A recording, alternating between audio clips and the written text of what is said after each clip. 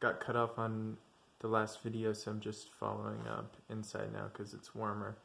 So what I was saying is that I have heard that people have been critical of ME action for being too radical, which kind of blows my mind because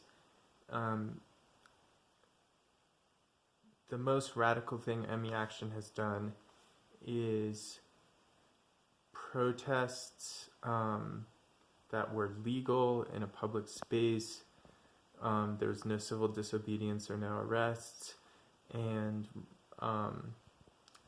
ACT UP, which was a very successful AIDS activism organization, whether you agree with this or not, and I'm not sure I agree with this specific action, that might have been bad optics-wise, but it shows you how far you can go and still get away with it if you have a successful organization and you're not worried about public perception. ACT UP literally desecrated communion wafers in a church in a way more religious day and age as an action, and it didn't sink their movement. So I think the idea that we should be super cautious and worried about public perception of us being too radical is ridiculous.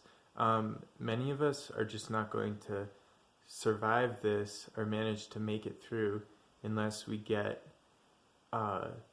really intense funding increases in hope of a cure soon. So I think we really have almost nothing to lose, and that's why I believe in more radical action. As far as the communion wafer thing, I think there was, some disagreement within the organization about whether that was good.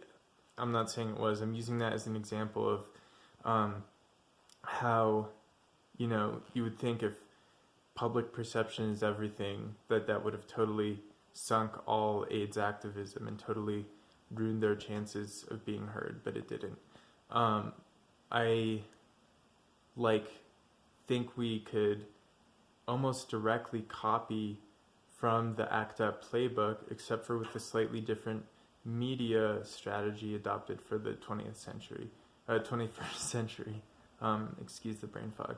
And so I think that's my main message is, as a severe ME patient who wants to be represented by advocacy organizations, I vote for get more radical as possible.